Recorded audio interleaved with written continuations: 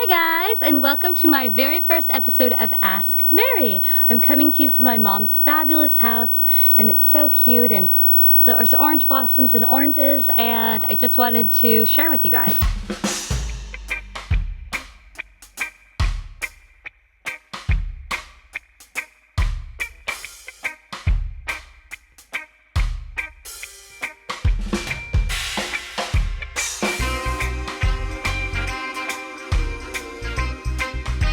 This is the first time I've ever filmed myself, so there's a few technical difficulties. And sure enough, as soon as I get my seat right, that lawnmower comes back on. Oh, it turned off. Okay, quick. All right, guys. So this is my first ever episode of Ask Mary. So you guys can ask me anything. I have a few questions that some of you sent to me via Twitter. I think one's from Instagram. Twitter is the best way. So if you have any kind of design questions or really any questions at all, hashtag Ask Mary so I can find them all. And also send me pictures. That's an easy way to sort of send pictures. Plus Twitter's free to sign up for. So hopefully you can do that and it's not too much trouble for you. So you guys can literally ask me anything. I am an open book. So if it's personal, if it's design questions, anything, like, I'm here to answer. This one comes from Connie Lopez via Instagram, but please tweet them if possible, only because then I get a little picture and it's easy for me to keep it together. And definitely hashtag Ask Mary. Do you have any tips on picking paint colors? I'm redoing my son's nursery into a big boy room and I have no idea how to go about picking. LOL.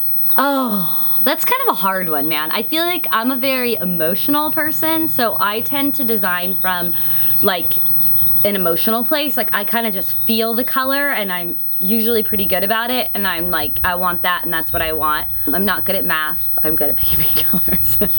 I like anything with a little bit of grayish in it. Martha Stewart had the best pink, this ballet slipper pink from Home Depot, but she doesn't have a paint collection anymore there, which is really sad for me. But it had just a little tiny bit of gray, so it wasn't too sticky sweet. Be free with yourself. Like, it really sucks to paint and have to do it again, for sure. But if you do something and you don't like it, change it. If you do it, they have little paint samples. Go and give it a try. Do a little bit on the wall. I think they're a couple bucks. And see if you like it. And if you do the whole wall. If not, don't. And I also feel like have fun, experiment. If you're thinking, I want to go bold, and people are like not sure and they're uncomfortable, that is their uncomfortableness, okay? Their uncomfortableness is not your problem. I think picking neutrals is really great. I think a gray is really nice on the walls a lot of times. Thinking of complementary colors and how colors kind of work together. Gray and navy are really pretty get together. Gray is just a really great, I think, modern neutral. So it's a great way for it to be possibly feminine. You could mix it with some pinks and gray and pink and white and cream and sheepskins and textures is so pretty. Thinking of your paint color more than just your paint color, of how you want it to kind of layer with everything else in the room. I personally love an anti-color, which is white, but I think it's just so subjective. Basically, the moral of the story is, do what you like. Try it out. If you don't like it, change it. If you do like it, keep it. And remember, typically, paint looks darker on the wall and looks a little crazier when it's bigger.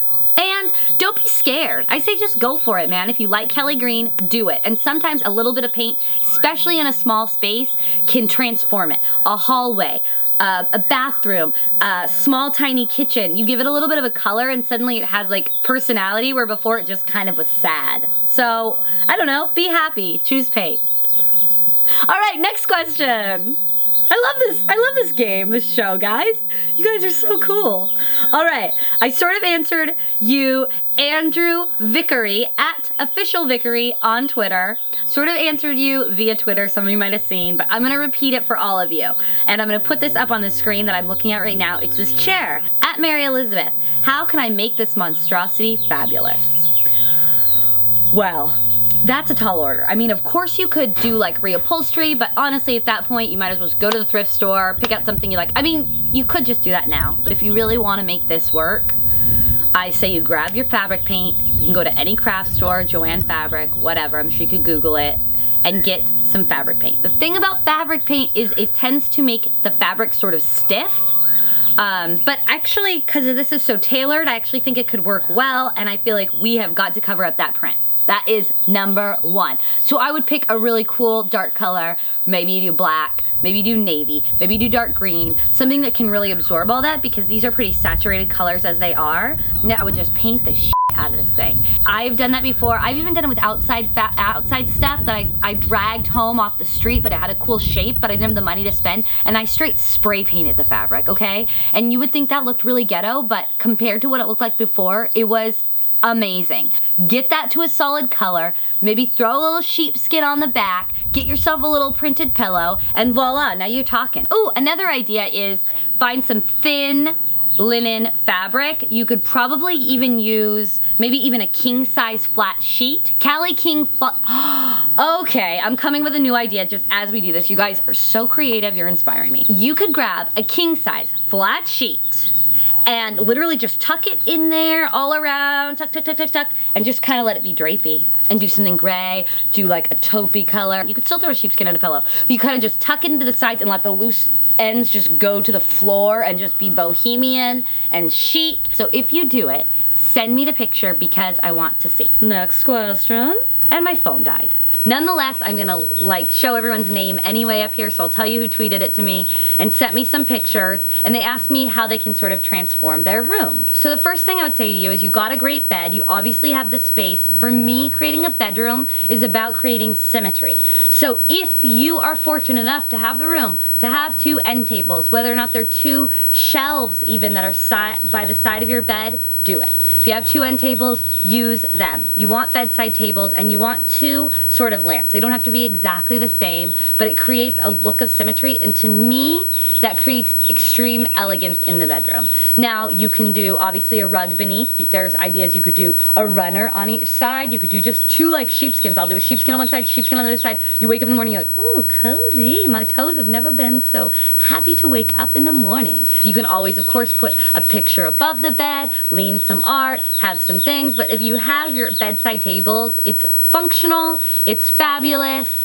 and it creates a grand sleeping experience.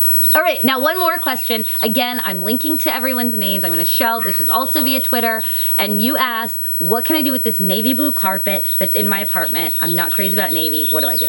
A, you're thankful it's navy, because at least navy's kind of a chic, fabulous, neutral, but still colorful color. Like, it's better than like, it could be a lot worse. Let's just put it that way. It could be dirty and dingy, and maybe it is, but at least it doesn't look like it. So that's awesome. I love a seagrass or a sisal rug and layering them. I think that's a great way to sort of create an area. Cost Plus is probably the most inexpensive place you can buy them that I found. They have them on Overstock, they have them in IKEA. Cost Plus is the bomb and has a ton of sales on their rugs all the time anyway, and they have a bunch of different types, but they're just plain, sisal, seagrass. You lay it down, and then you can always layer on top of it. So you can do a sheepskin on top, you could do a cowhide on top, you could do a tribal rug on top. And that's really great because tribal rugs, kilim rugs, oriental rugs, Persian rugs, also fabulous, give great color, but still have like a worldly sort of neutral about them. They're expensive. So it's great to layer them on there, and then you don't have to use as much. So then you're still creating a bigger area from the seagrass rug where your sofa is, where your bed is, and then you throw down another little layered rug on top and you are talking. And then beyond it you have this navy, and I think it could be quite fabulous. So I wanna hear from all of you guys. What did you do? What do you have questions about? Do you even like this show? If you hate it, if you love it, let's continue this conversation here on Twitter, whatever, hashtag Ask Mary. My Twitter is @MaryElizabeth, my Instagram @HeyMaryElizabeth. And yeah, so let's do this. All right, I hope you guys have a wonderful, wonderful, wonderful, wonderful week. And I wish you guys all much love and happy decorating. You wanna come say bye? All right, bye. We love you guys.